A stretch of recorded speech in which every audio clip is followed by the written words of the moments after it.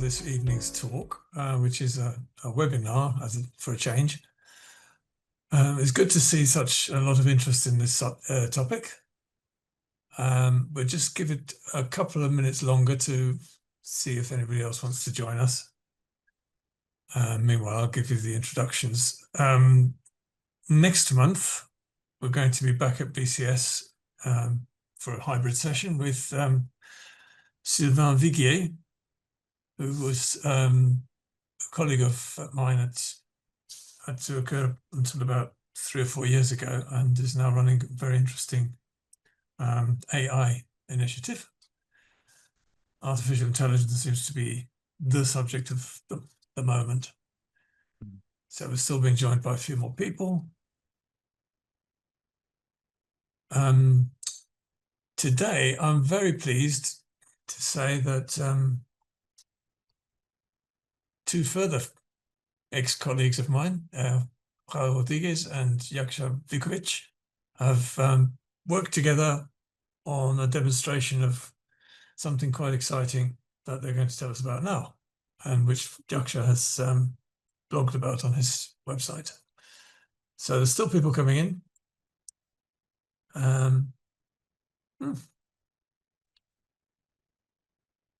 Do you want to wait for a moment or two longer before you start?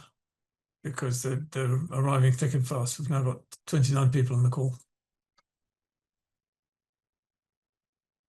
That's fine. We can wait a bit.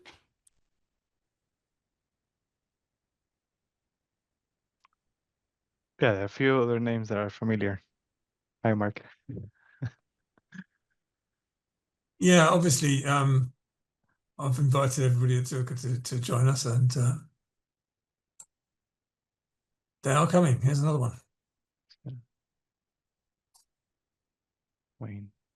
Okay, I think you can start making the introductions, making your introductory remarks. Raul, do you want to share the screen? Yeah, sure. Start, and then I'll take over from you. 1 second. Well, hello, everyone, in the meantime. I hope you're all doing all right.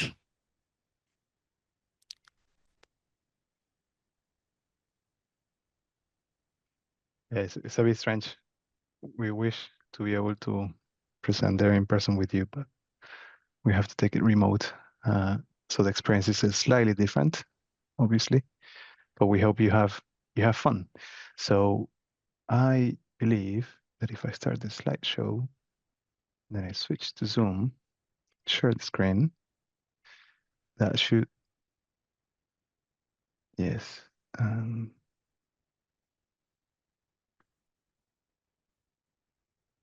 Oh, this is nice. And I think you can see me, right? Yeah, welcome everybody.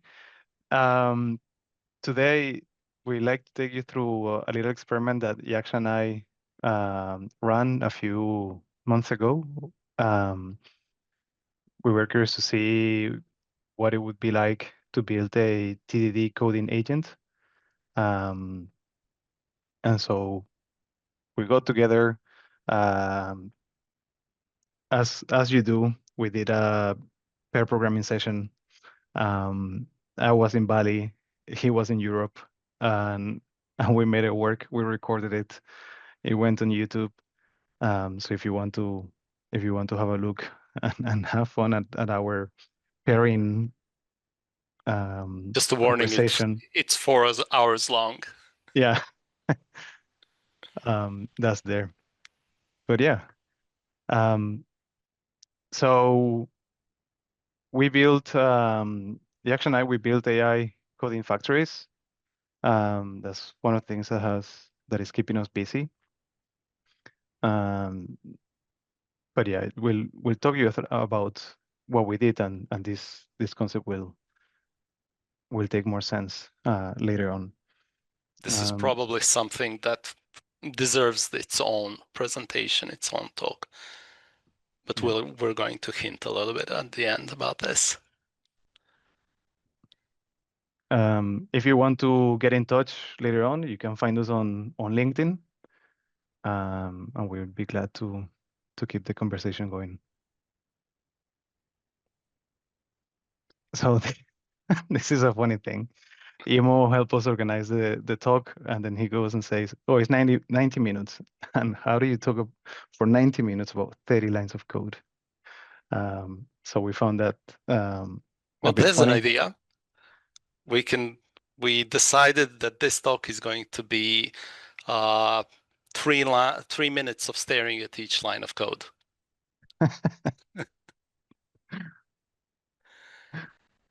So here's what we prepared for you today. So why we were experimenting with TDD and agents. So why we chose TDD, how we made it. We'll talk about what it can do. And we'll swiftly go into what we learned. Hopefully you'll find that interesting as well, for your own enjoyment or for the work that you're doing, or simply to expand on other topics of what AI can do or how to work with it. And we'll talk more about what else is possible once you build AI agents. So what is TDD? I think I almost would like to assume that a lot of people are familiar with that. Sorry, not assume. I would like that more people are more familiar with it than it actually happens. But TDD, test-driven development, it's a methodology or a way on how you write code, and it was a term coined back in the days by Ken Beck. He wrote a book about it, and essentially he take us through this flow on how we can write working code that does something for somebody or for a machine. And you do that through a process where you first write the test, and you're intentional about the first test. You see that test fail. Then you write the code about it. You're also intentional. You write the simplest piece of code that can make that test pass. Once you see the test pass, you can refactor it. And in theory, the test, you can run them again and they would pass. If they don't pass, then you have to go back. But that closes the loop, and it's essentially that. It's not really about writing tests. The tests are a side effect, but it's a process that gets you to writing quality software, really. One important bit to note here is the refactor step, which is essential, and we'll get back to that later once we see the behavior of the agent. Yes. Yeah, so I was saying that it's not really just about having tests. It's a process. It's the way you get there to craft quality working software. So why TDD in AI? Precisely because if you want to experiment with AI agents, there's a chance you'll be looking for ideas, or you may come across needs or problems that people have, or in your organization, or even at home, if you like, and you want to experiment with it. But an experiment can be way too broad, and that's the nice thing about TDD, as you saw, has that loop cycle. It's fairly closed. It has a series of steps, so it kind of gives us a nice self-contained place where to work and create this AI agent. Do you want to add anything, Jaksa? All right.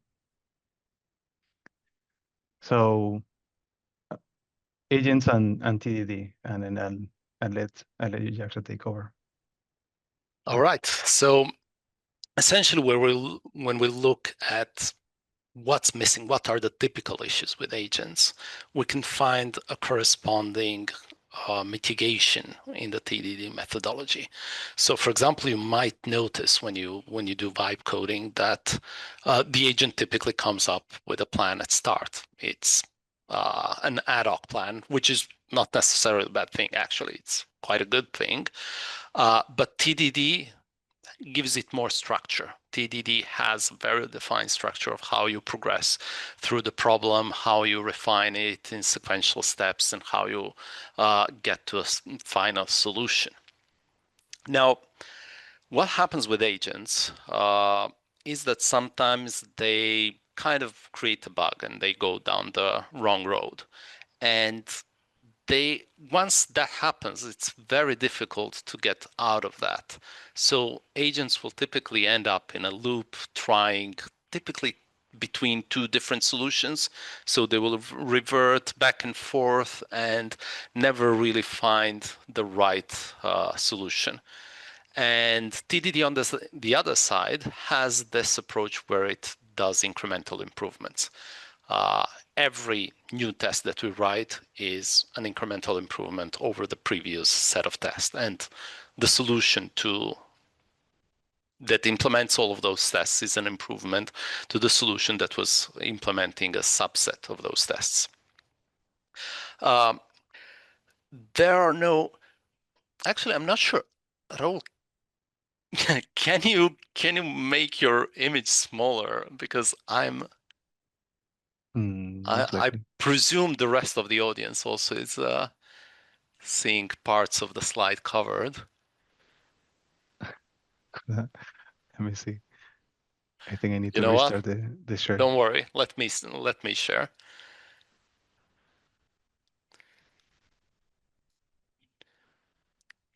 Okay, so we were here. Right. So the other thing is that agents, unless you explicitly tell them, they won't write tests. And there's no guarantees of test coverage. It could be 0, it could be something. With TDD, you always get 100% because of the nature of TDD. You write only the code to make the test pass. So you wouldn't write any extra code that is not covered by the existing tests. Agents use, I'm going to call it intuition-based correctness, because really agents, as they were recently defined as stochastic human simulators. And yeah, really, what they do is an intuitive solving. They're very intuitive because they can solve complex algorithms. But TDD has a proven correctness. There are tests that cover that. So it's a more scientific approach, let's say. And then agents, from time to time, they actually implement a little bit more than what's required. So they will typically add some code that commonly appears in near to the code that was requested, but oftentimes it's unnecessary. So in my personal experience, I end up deleting extra code, which are typically these bells and whistles. On the other hand, TDD instructs you to write the minimum viable code in order to make the test pass, and that is really forcing you to to implement exactly what is required by the tests.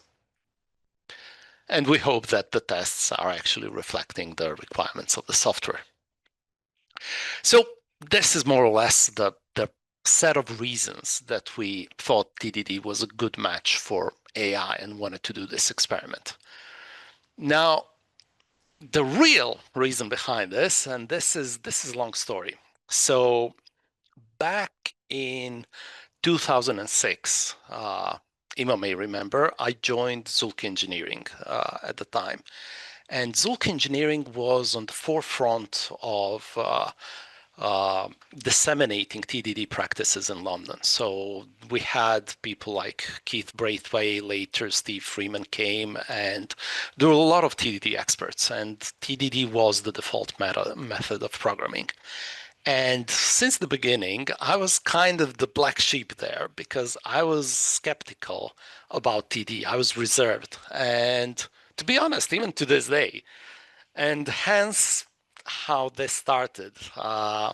This was a little bit of an experiment also to try out whether an agent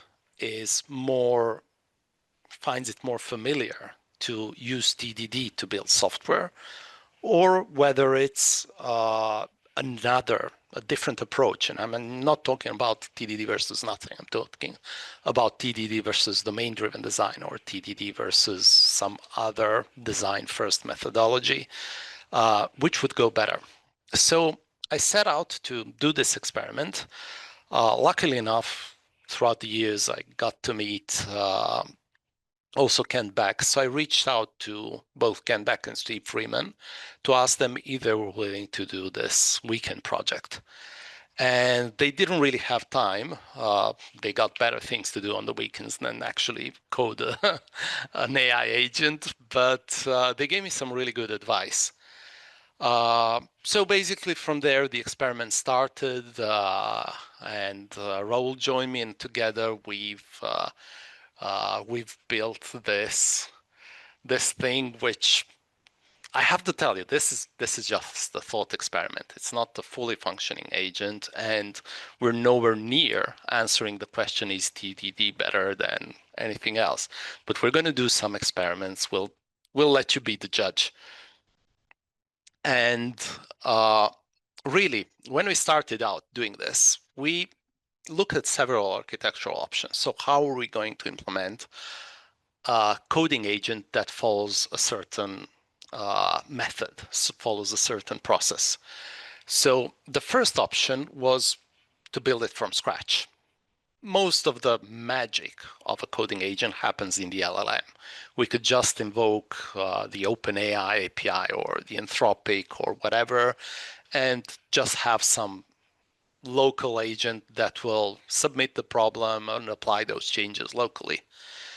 Now, that would involve also editing files, which doesn't seem like a hard problem. You just ask the LLM to generate a new version of the file, you get it back, but actually doesn't really work like that. There are several things that one must take into account. First of all, the probability that the LLM will change unrelated parts of that file. How do you apply those changes? Maybe you should ask for deltas, etc., etc. So it turned out to be one of those Pandora's boxes. Fortunately, we realized this immediately and skipped over this architectural option. The next architectural option was to take an existing agent, open source agent, and modify it. So we had a look around. I think I downloaded, I don't remember now, either Google's CLI code or OpenAI Codex. Had a look inside of it, and after a couple of hours trying to find where is the place that needed to be modified, I realized that there we're inheriting a lot of complexity that is not necessary for this experiment. Again, we didn't set out to build a fully functioning agent. We just wanted something that could do something, could write some code. And then the third option was to try invoking an existing agent. And to invoke an existing agent, we needed an agent that could easily be invoked. So a very simple solution for this was to combine one of these CLI agents like Claude Code and Bash. Bash turned out to be really a good match for this. So essentially, this is the line of code that does the magic, that allows us to integrate Bash with CLI agents. And you just pass your prompt, and in this case, we're passing our step instructions, so which would be one of the steps of TDD. And we just tell Claude to do this, to follow these instructions. If we want, we can also capture the output like this. So very simple approach and very easy to be productive.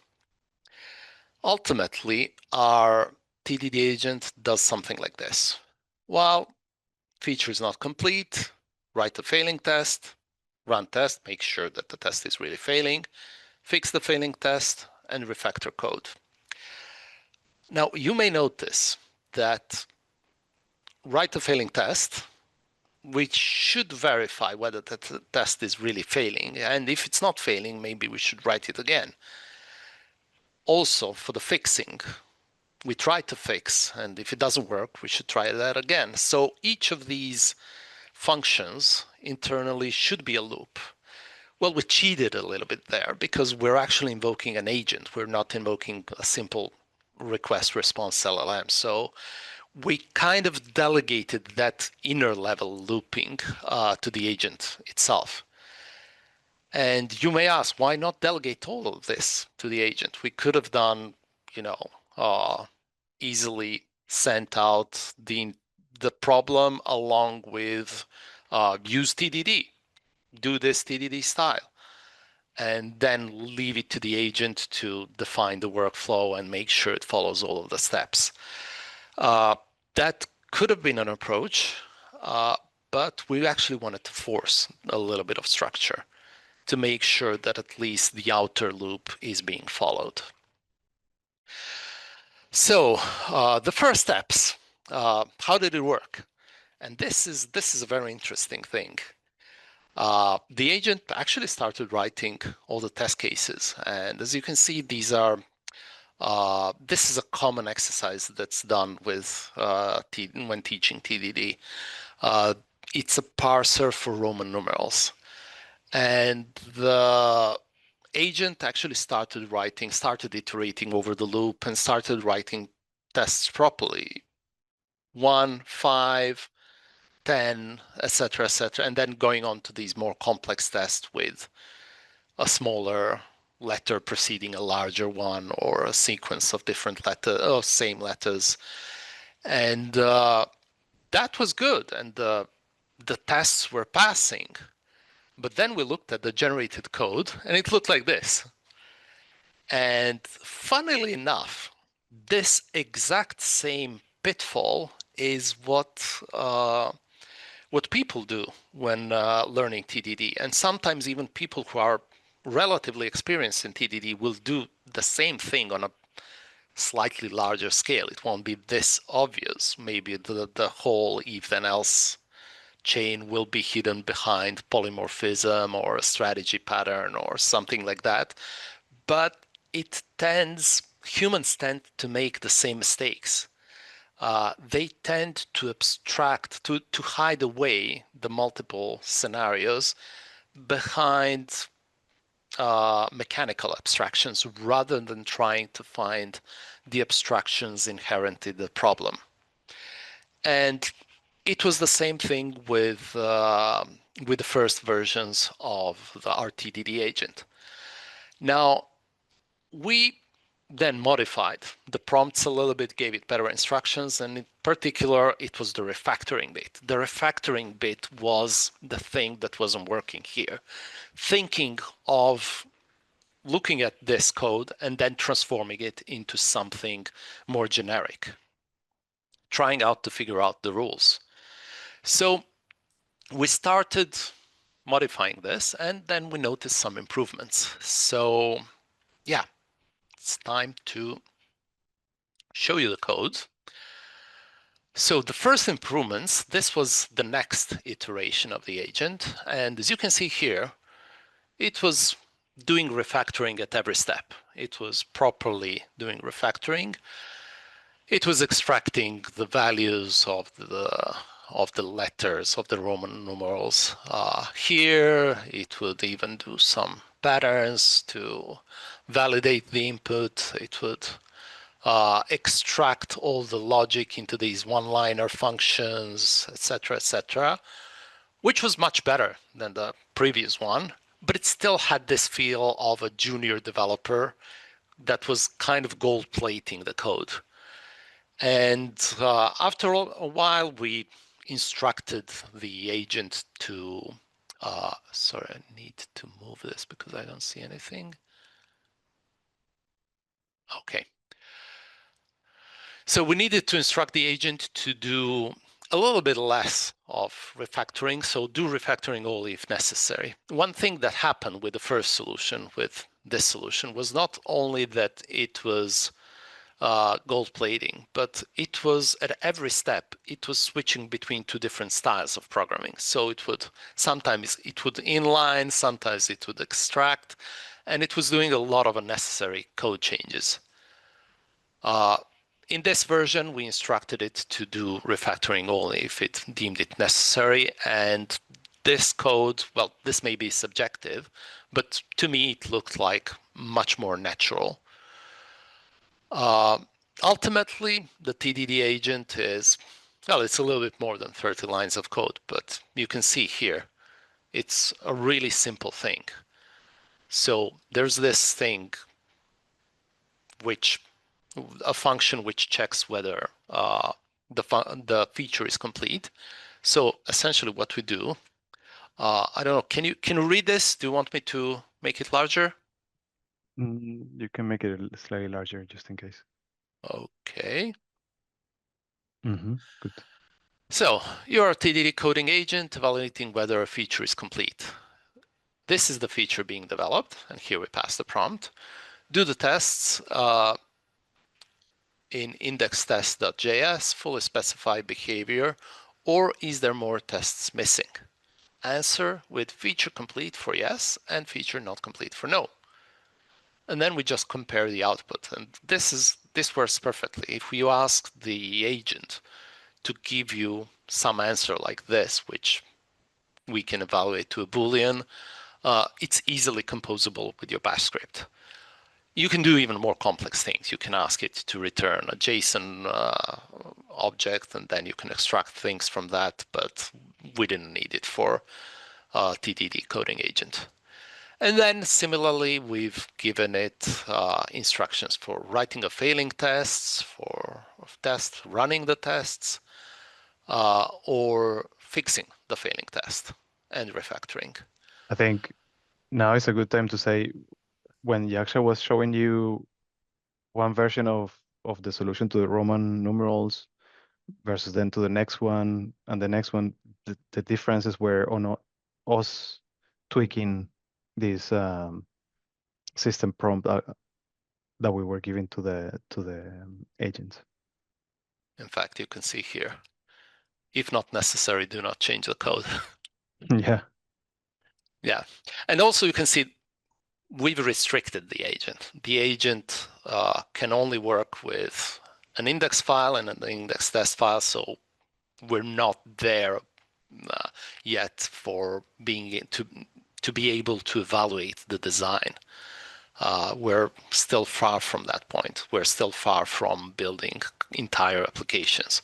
So if we use the agent directly, probably there's more capability there and definitely more efficiency, because iterating over the TDD cycle costs a lot of tokens. But, you know, it's an interesting experiment. So, and this is essentially the loop that I've shown you before. Now, would you like, and I think we have QR code, right? Yes. Right.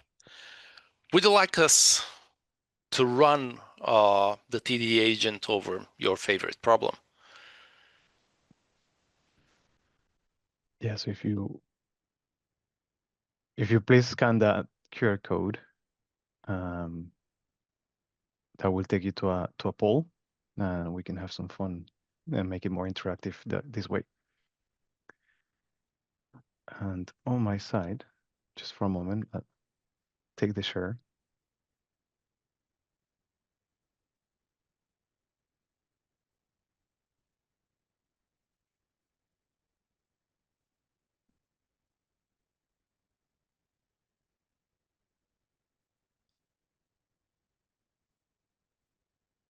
There we go. Just waiting for people to join.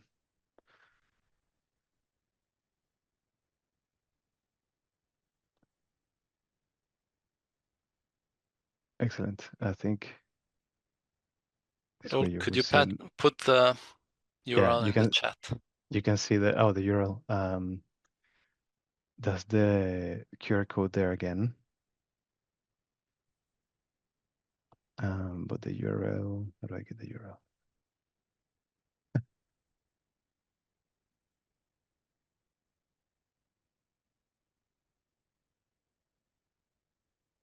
Zombie survival.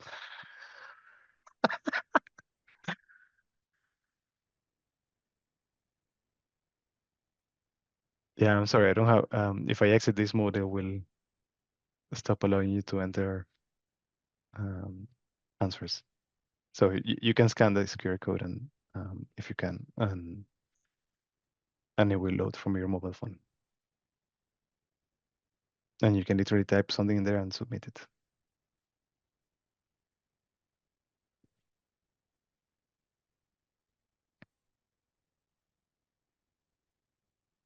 So type anything in the exactly in the right.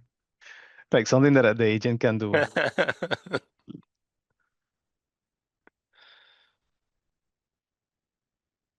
An existential crisis. Tower of Hanoi, that can be interesting. Okay. Injected code, yeah. Although we don't have injected code to be removed. Classified triangles in 3D, nice. Dancing in the rain.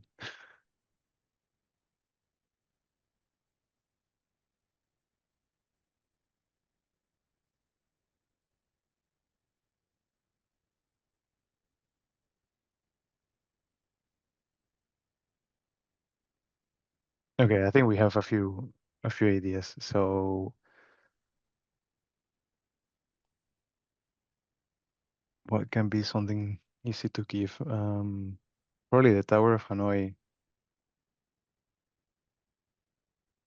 Yeah, that's something doable. Or should we can try something more? I guess polynomial roots should be also easy, but can be a bit heavy for a 7 p.m. Presentation. Okay, let's stick to the Tower of Hanoi then. Complex The 3D triangles is also interesting, but yeah. it's not going to be easy to verify that unless someone knows how to. Yeah, let's give it a try. So, I think you have to share again. oh, yes.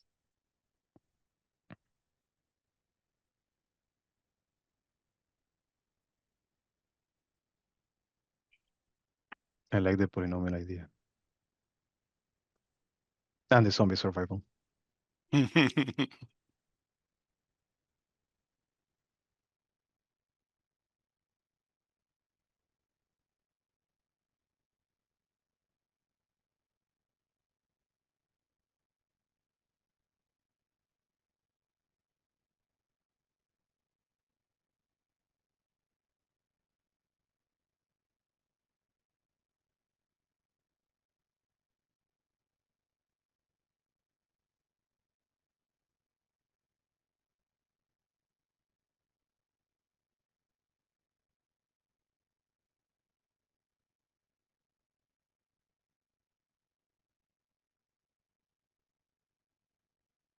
Okay, it froze.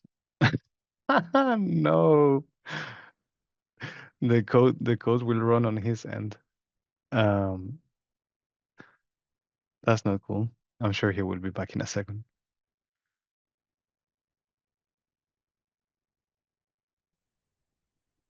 That's Worse, having presenters, isn't it? yeah, worse than demo effect. In fact, I've become the host now because the BCS has disappeared. Good, at least.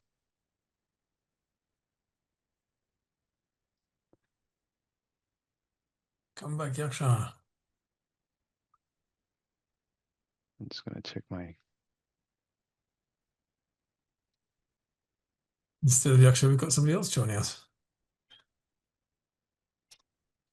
Yeah.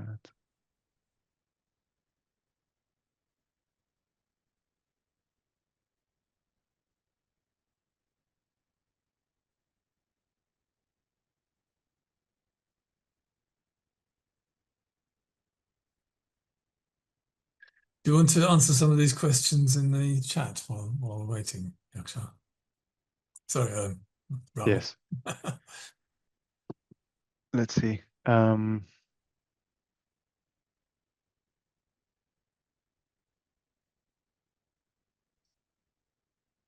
So there's somebody asking if we'll share the recording with BCS members and attendees.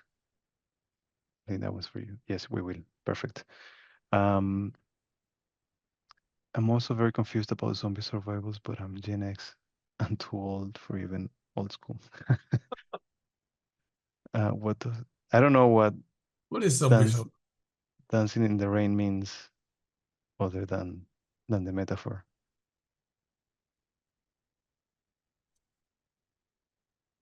Because I have just prepared some functional tests for zombie survival for the. Oh, I see. That's why you say that. That's cool.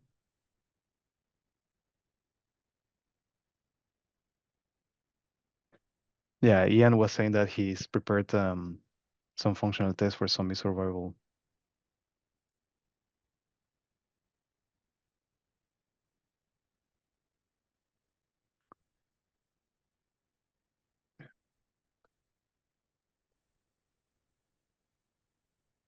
I've been invited to unmute Ian here. Yeah, just while we're waiting. Yeah, it's a nice, easy idea for a kata. You just have a 2D grid and have some base. You specify some behaviors of a zombie and some behaviors of a survivor, and the zombie moves towards the survivor, and the survivor runs away from the zombie.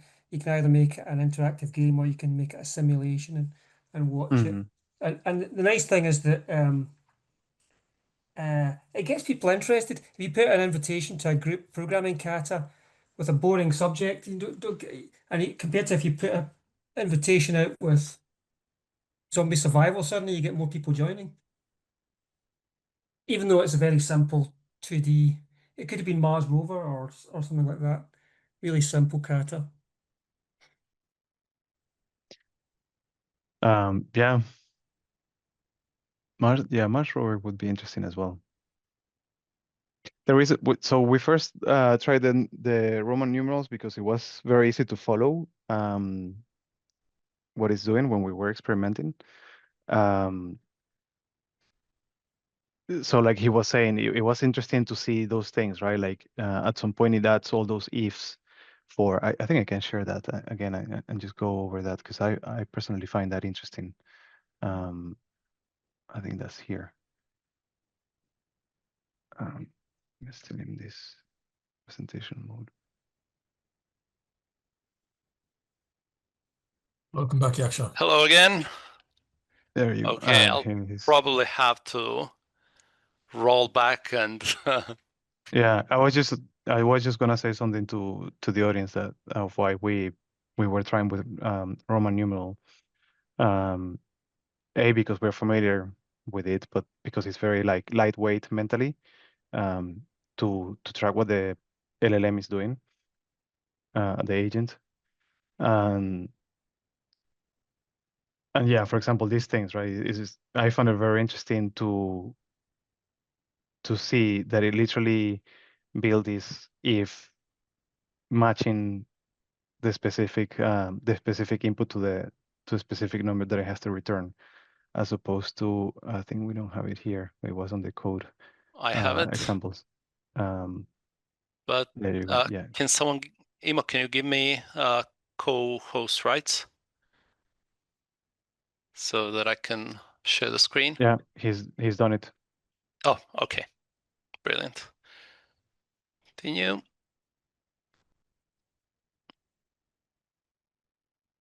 We also tried with a more difficult problem around chess. Although, for example, that's one that I couldn't really follow much because I've only played chess for fun a few times, but never really into it. So I don't know. I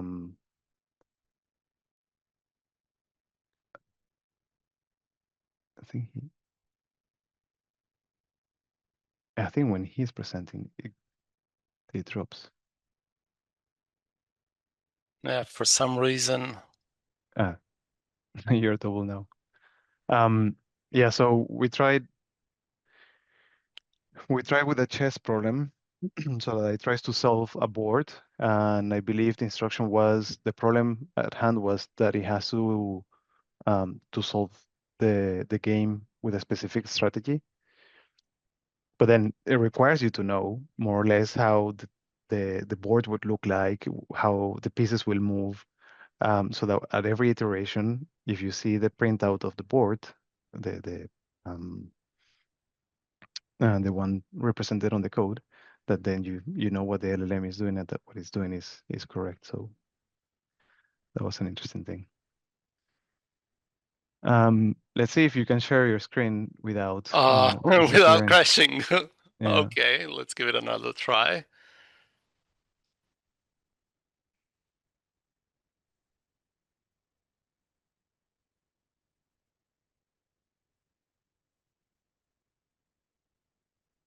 I leave the idea of a driving remote control truck with a 22-minute response lag.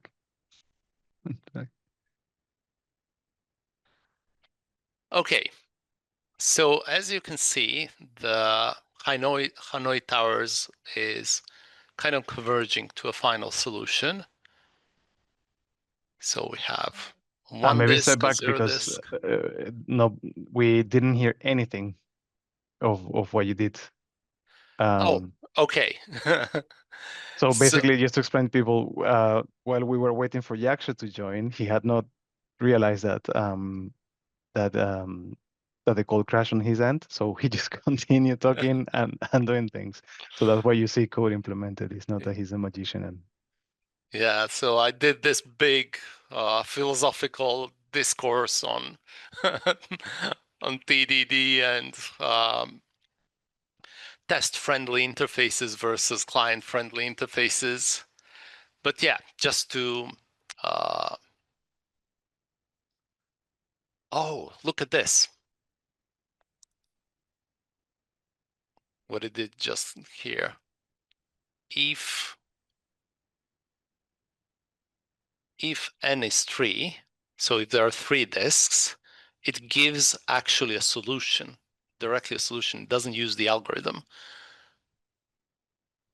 Now it's refactoring the whole code, and hopefully this will disappear.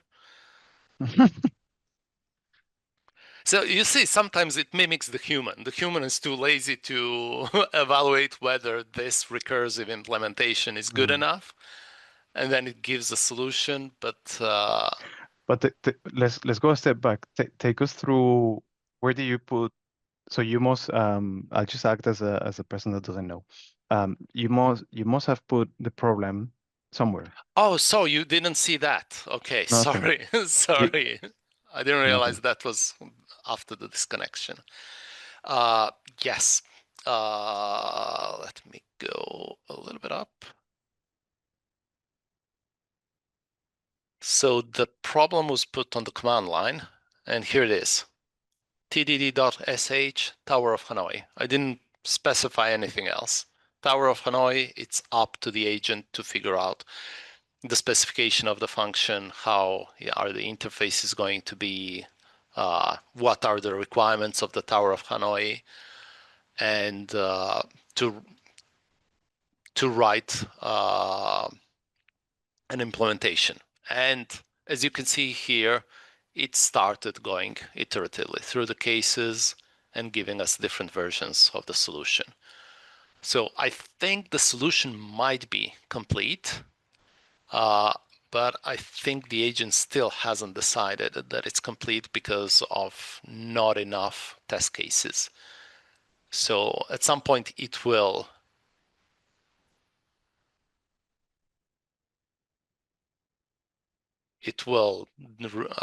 decide that it's been enough, that there are enough test cases, and it will terminate the execution.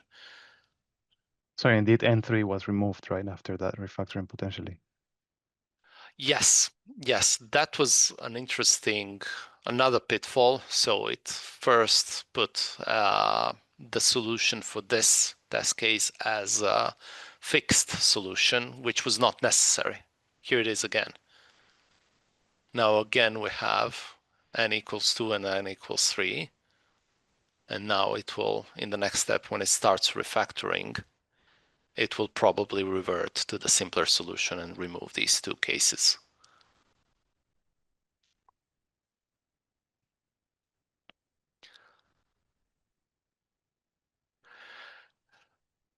So yes, similar to some pitfalls of humans,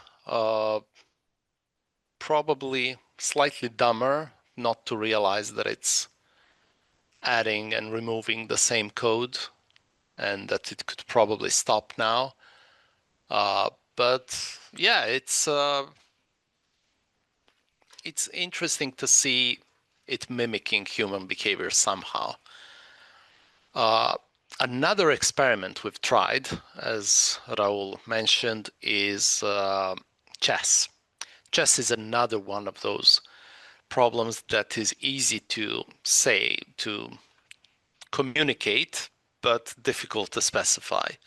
So this was an interesting problem because we wanted to ask, okay, given this chess position, and I think I have the prompt here that we used. So we want to create a function that given a chess position, and chess position in chess terminology, position is really the configuration with all the pieces on a chessboard. So where the pieces, whose turn it is, and a little bit of more data like does each player have castling rights on which sides and en passant and things like that. So we want that function to generate all the legal moves for the given player. And this is the description of the function, but we don't explain the chess rules here. We assume that the agent knows these rules. So while we're waiting for the Tower of Hanoi, I can show you the chess result. And the chess result was another interesting case of interfaces, of how to specify interfaces. So, sorry, not this one, but this one, I believe. Yes. So you can see here that in this version of the solution, the agent decided to use an array of arrays of strings in order to represent the chessboard, which was very readable from a testing point of view, but again, maybe not so readable from the point of view of code. I don't think the difference is as large as the one for the Hanoi towers, but still there are a few variations here. But then on another run, it randomly decided to represent it like this. So as a map of positions, and you have the pieces, and each piece has a type, a color, and the coordinates. So quite a different approach. Now, unfortunately, this run didn't go through all to the end, but it still generated many more moves, much more logic than necessary. I think this was while we were still iterating through various versions of the agents and also running out of credit. By the way, this is burning through tokens quite quickly. No, this is the Hanoi Tower. No, I think it's here. This is one of the better implementation. Yes, this is one of the most complete implementations. So it even did the castling moves. And the other interesting bit is how it actually designs the solution. So there are a lot of functions here. and they try to solve sub-problems. I think this even generates pseudo moves that can then get filtered.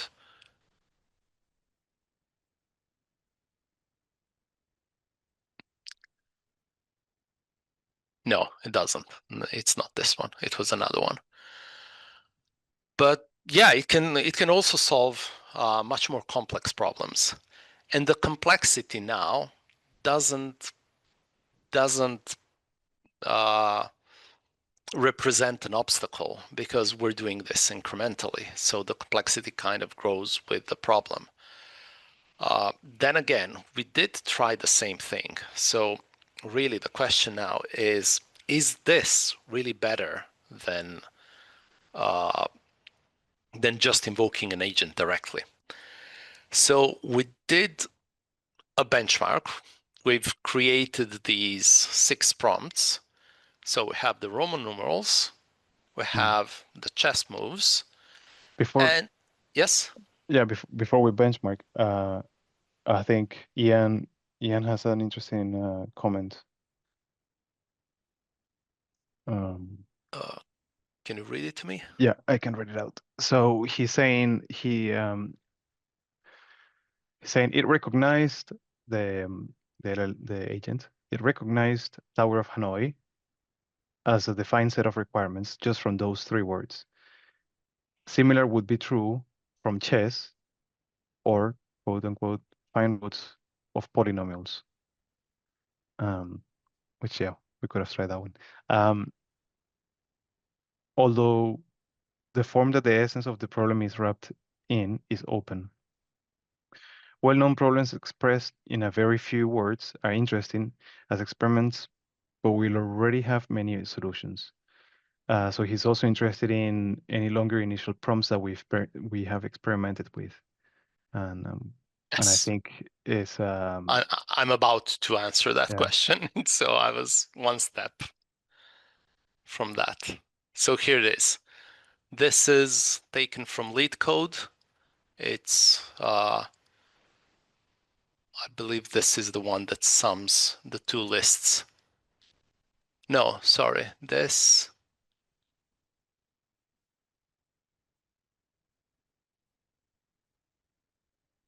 Okay, it finds the 2 numbers that add up to this number. So yeah, we've taken 4 more exercises from LeetCode, an easy one, 2 medium, and a hard one, and verified whether the TDD agent is able to solve them. So this was a chess solution. Then we have, this is the solution of the 2sum function. This is working, it's a correct implementation.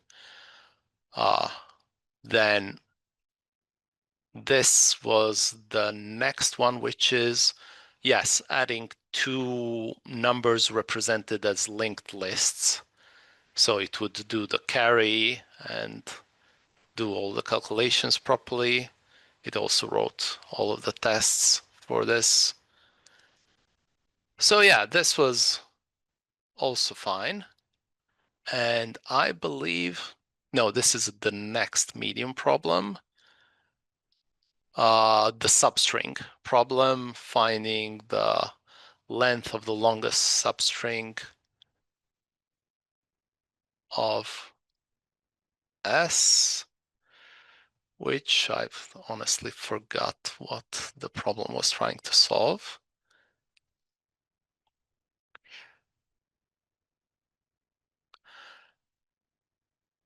Without duplicate characters. Okay, so there shouldn't be any duplicate characters in the substring. And I believe this one, yes, I believe this one was correct as well. And finally, the hard problem. I believe this one worked, and I think the hard problem also required the complexity. No, it wasn't the hard problem. Oh yes, it was. The overall runtime complexity should be order of log n plus n. So essentially, there are two arrays, sorted arrays given to the function, and the algorithm should find the median of the two sorted arrays. The arrays may overlap, so it's not that one array contains numbers that are exclusively larger than the numbers in the other array. So it's quite complex. I did try to solve this myself. I lost like more than an hour on it, and in the end my solution still wasn't working with all the edge cases. This apparently has solved it in much less time. Now we'll have to trust it about the complexity of the solution, although we could probably even analyze the algorithm. But yeah, it's not going to be that simple. It's a while loop, and then we need to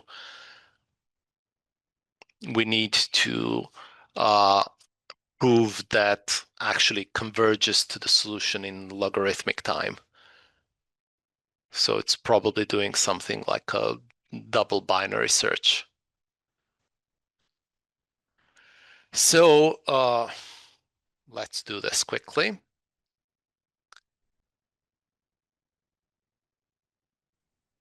And this one fails. I remember that this one failed. So this one didn't really solve all of the problems. Yeah, so I think a note on this. So it's interesting that, as you can see, maybe you can start already seeing that, can you really trust the output? And there are variables that you still don't know or can control really, like that. Is this algorithm for finding the median sorted arrays correct? Is it really matching the requirement of the logarithmic complexity? And also, you saw how it has the loop on write a failing test, fix it, refactor, and so on. When you get to the end and you go and run the test yourself, then this would happen.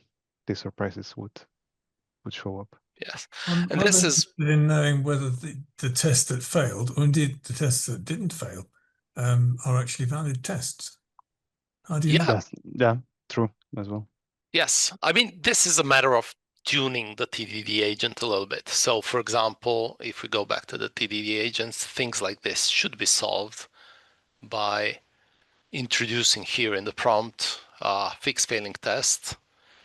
Maybe we could Yeah. add here, make Maybe sure that no try other zoom in again, Jaksa. broken. Mm-hmm. So make sure that no other tests are broken. And this kind of already gives the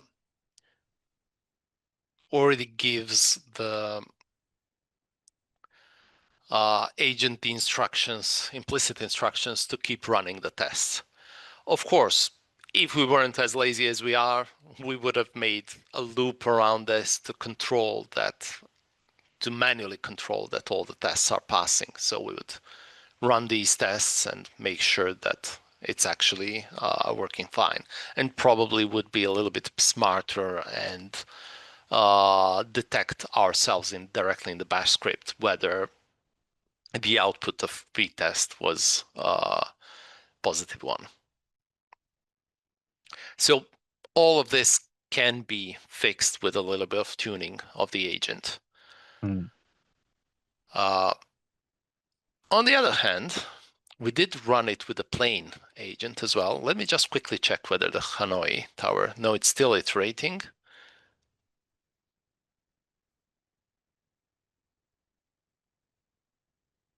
Yeah, I really hope it will now decide that it still doesn't think it's complete.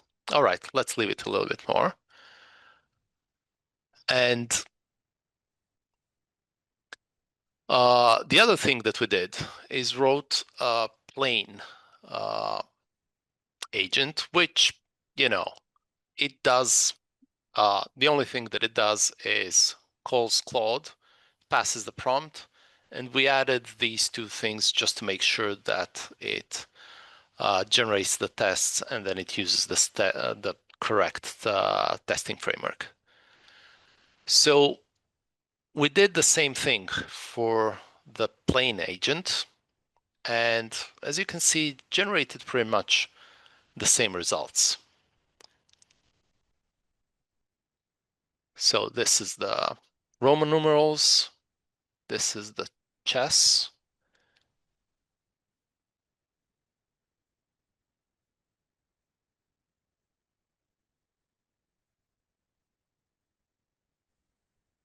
This is presumably because there are published solutions to these particular problems.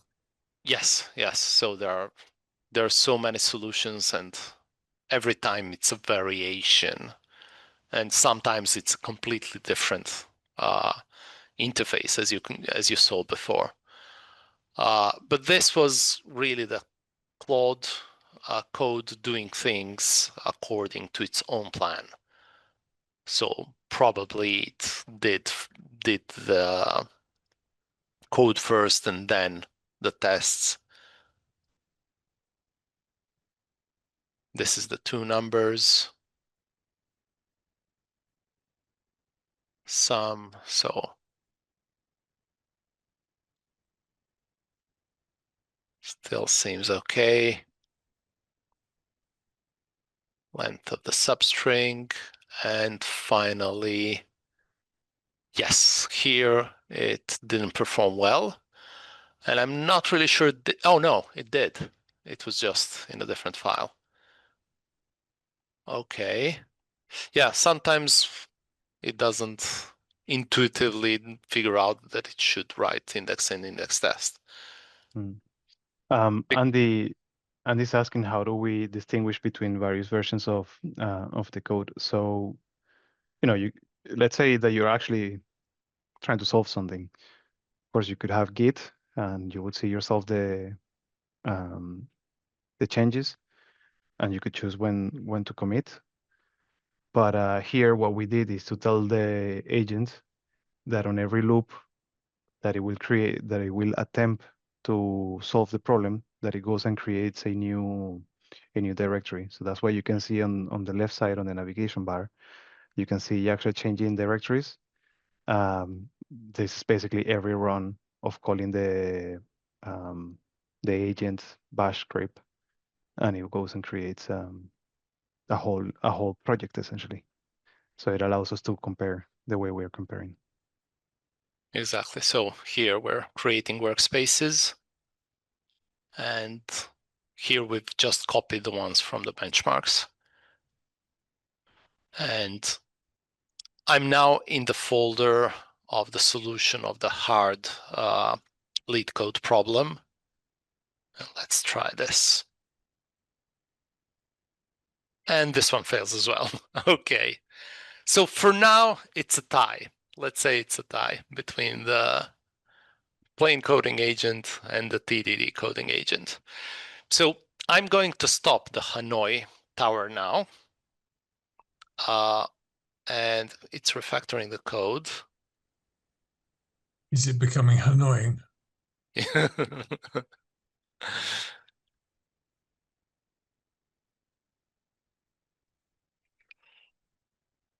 Yeah, let's stop it. Okay.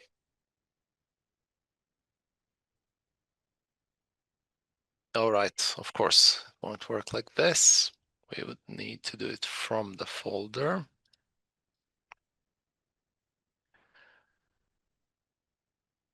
And we can see that the tests are failing. A lot of the tests are failing.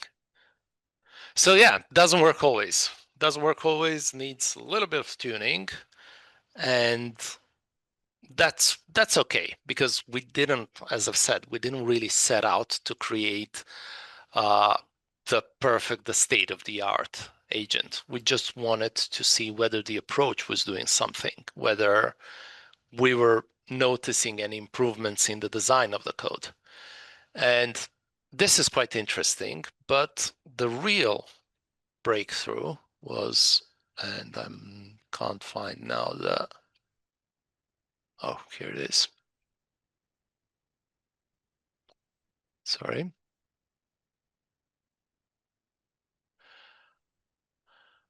The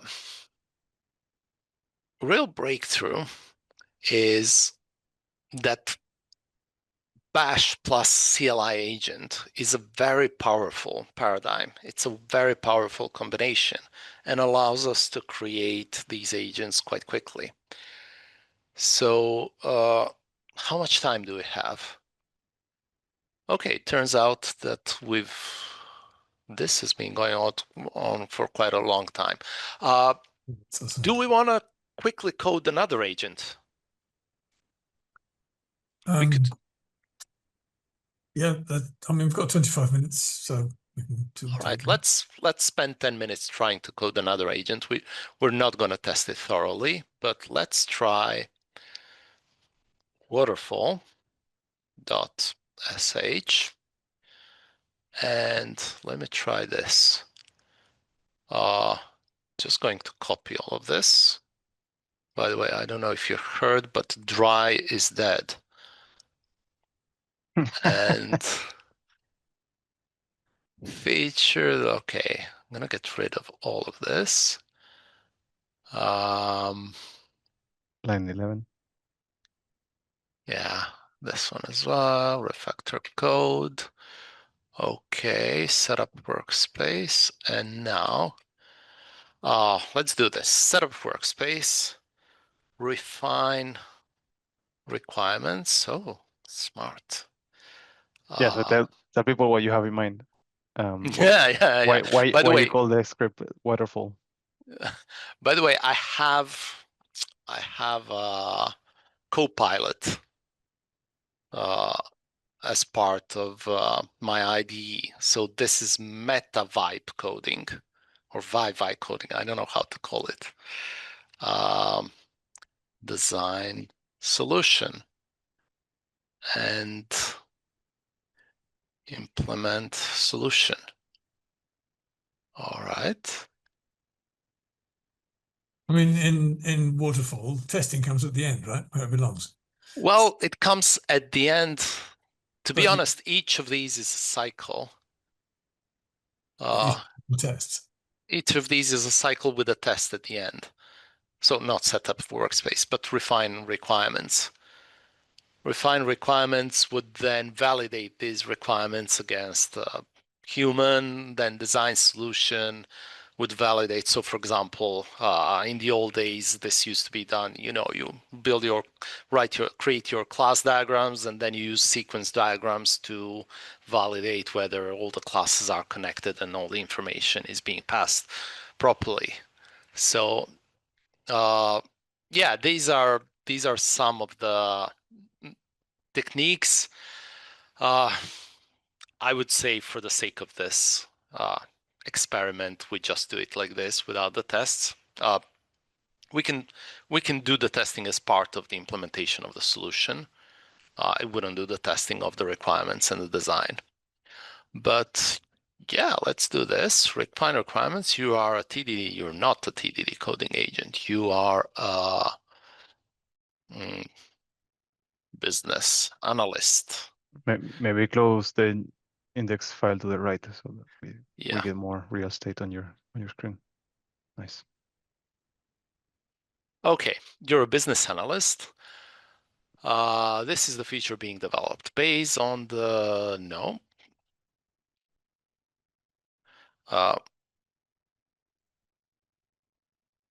write requirements.txt file for this feature.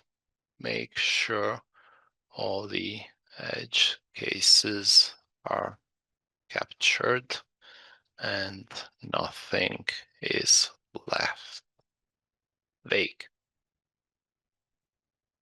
All right.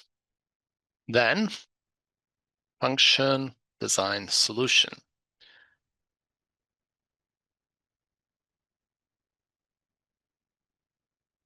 Develop to design a solution for this feature, include high-level architectures, components involved, and how they interact. Okay, we're not going to do it that heavyweight, so include data structures, functions, and algorithms to be used. Should probably tell it to write everything in the voice of Ken Beck and send it to him. Let's see, implement solution, not TDD, but your coding agent implement. This is the feature being developed. Implement the solution based on the design provided. Oh, yes. The requirements are in requirements txt.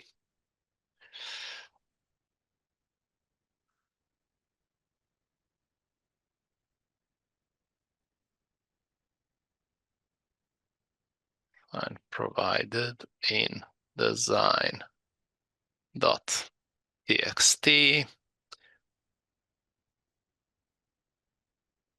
if required. Then I think, where do you write design txt for the first time? I don't see it. I think you're missing that. Design.txt, this feature, and capture it in design.txt. Wonderful. Code in index, use import instead, require, use vtest for testing, make sure that tests are all passing. Okay, so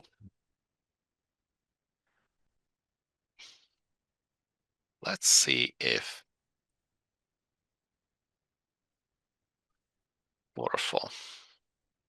And let's test it with, let's do the chess problem. So the chess, it's really expensive when we use the TDD agent, but with this agent, we're actually invoking it 3 times, so it should be somewhat simpler. We have a list from what they wanted to try, right?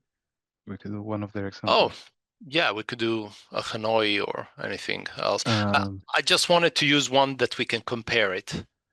I see. Okay. Yeah. So maybe let's do the chess, which is the most complex solution, the largest solution. So waterfall, and then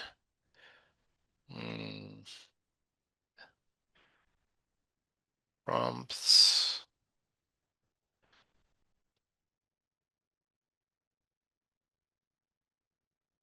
(0, 2 chess mouse.txt).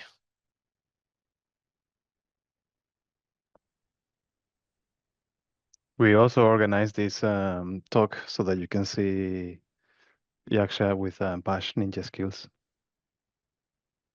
Well, I'm pretty sure there are people in the audience who are much better at Bash than I am. Yeah.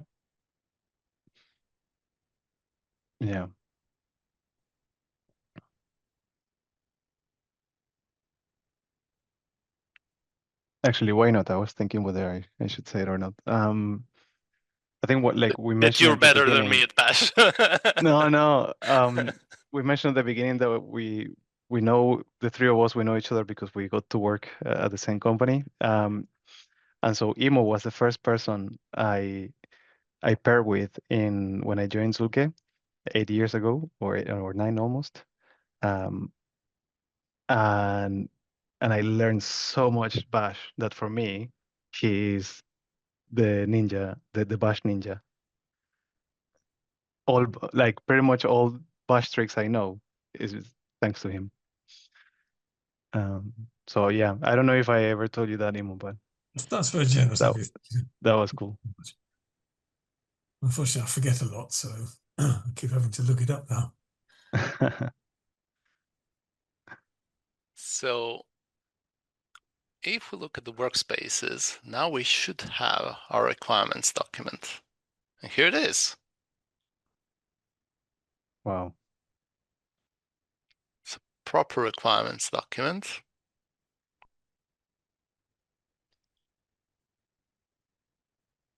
Unit test, integration test, performance, nice. It's not quantified though, is it? Reasonable time. Yeah, I really hope it doesn't start doing performance testing. That's probably why you drop out of the call. Maybe the agent was there working hard on your computer.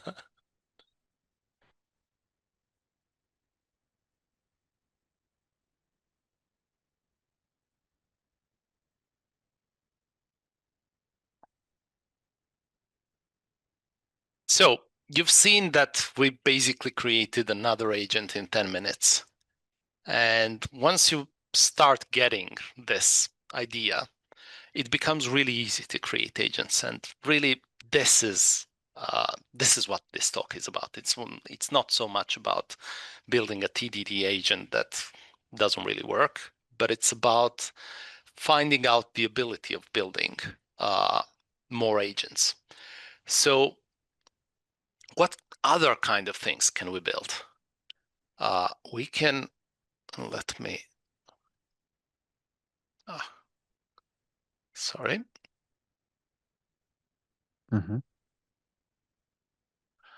We can build pipeline workflows. So pipeline workflow is like this one, like the waterfall one, where at each stage we generate an intermediate artifact. And then there's another stage with a different prompt that transforms this artifact into something else. So any kind of process that does this is something that we can automate this way.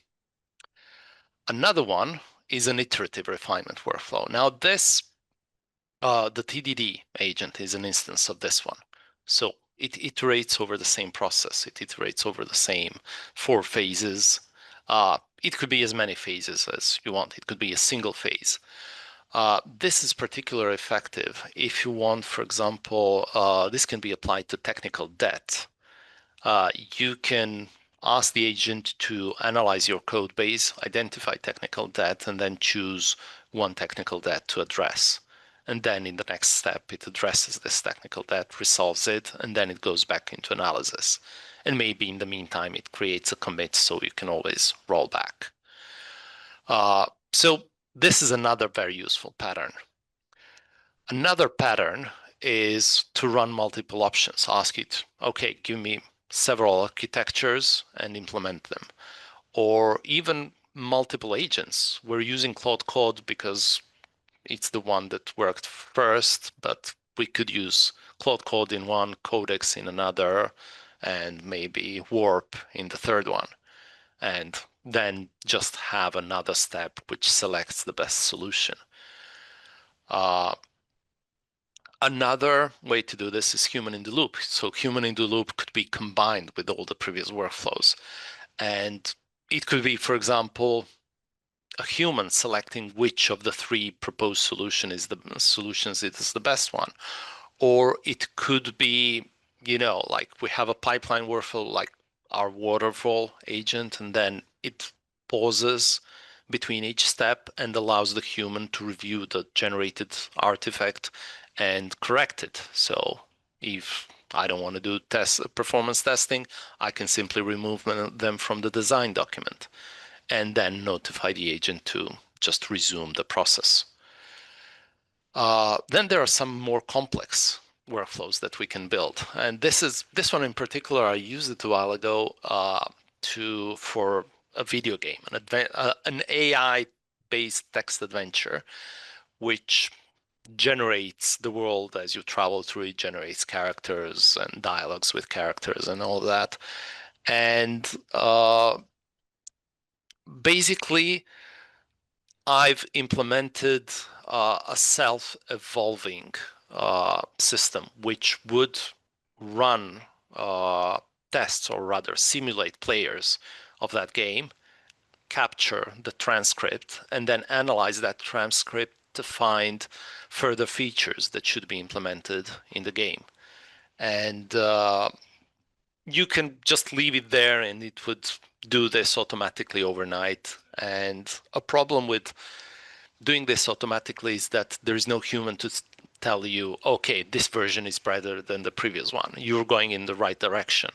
So what the agent could do is start from a base version, generate a new version, run some benchmarks, realizing this is worse than what we had before, revert, and then start from the parent.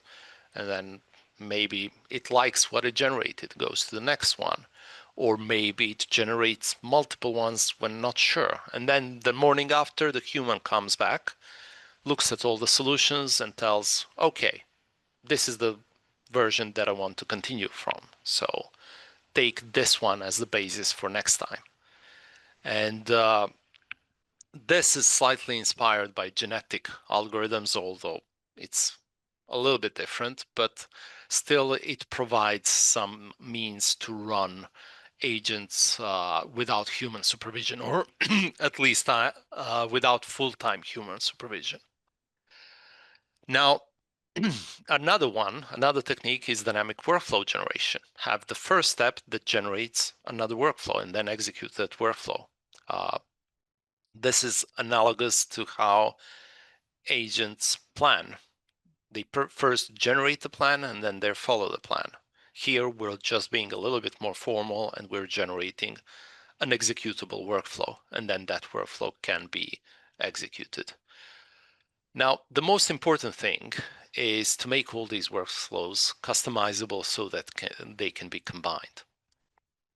There are various tricks how you can make them customizable. You can have parameters injected for example, the TDD agent, currently it works only on a couple of files. It works on the index and index.test.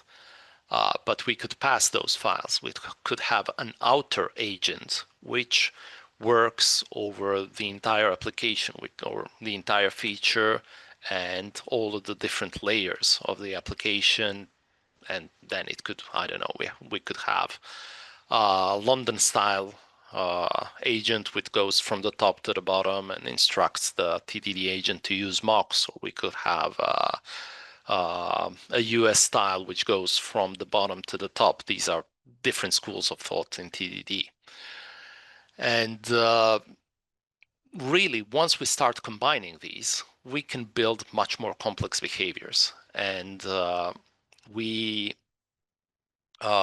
really know how to, we really start getting the benefit of having so many reusable blocks and the expressiveness and programmability of all of these blocks. So it works similarly to how Unix work, you know, a lot of simple blocks that you can put together. Bash is really good with that because you can combine it with other commands like git, like whatever else. So what now? What are we doing now? What are the next steps? Well, as we mentioned before, Raul and I were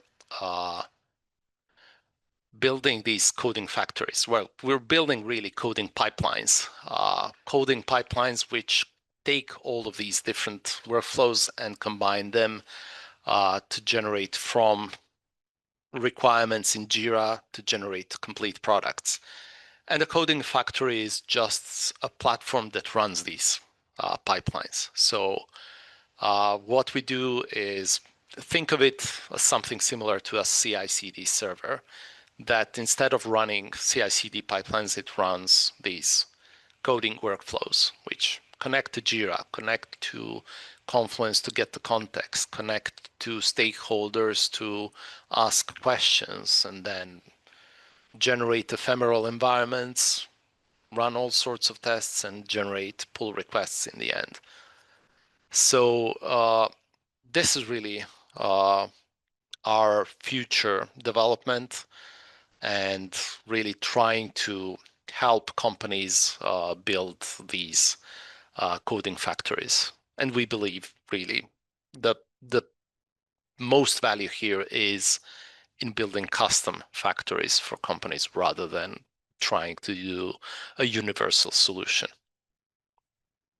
Of course, we do have our own internal solution. We have, well, internal open source that we're working on, but of course, we're not tied to it. Really, what we're trying to value really is the expertise. So Yeah. this was a shameless ad, but really, let's have a look at our agent. I think it finished. Yes, it finished. We have the requirements. We've seen it before. We have the design. So it had a nice chess position class. And now you can see this is much more detailed than what we had before. Here it's explicitly saying the castling rights. What are the castling rights? Is there an en passant target? Even half move and full move. So this is like, I think that if after 50 moves no check has been made, then the game is declared as a stale. I'm not 100%. I'm not much of a chess expert, but yeah, it's actually defining some things. Unfortunately, this is done in Python, so it doesn't help us. Probably we should have given a better prompt. But yeah, it generated even some code snippets, actually quite a lot of code snippets. We should have probably instructed it not to generate all of this. And then let's see, is there anything here? Yes, there is. There is. Okay, so it's switched from Python to JavaScript. And wow, this is a lot of code. Okay, I did increase the font, so it looks more than what I normally see, but yeah. About 700 lines still. Yeah, still 700 lines, but maybe that is the complexity that one needs. Oh, and a lot of tests as well. And game position. Mm-hmm.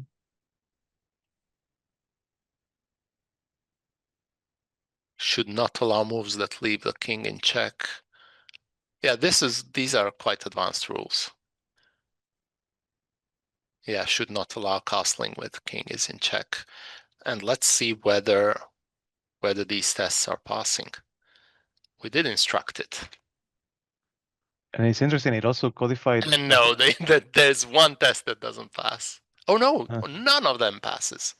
Oh, sorry, 27 passed. Sorry, I'm getting yeah. tired as well. But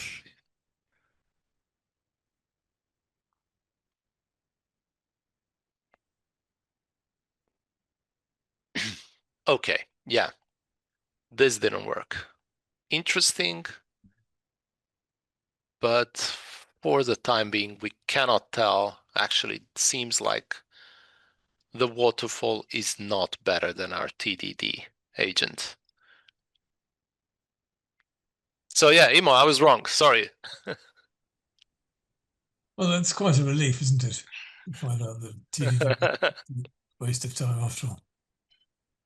Well, I think that brings us just about to the end of the time. If there's any further questions from the audience, please unmute yourself or put them in the chat.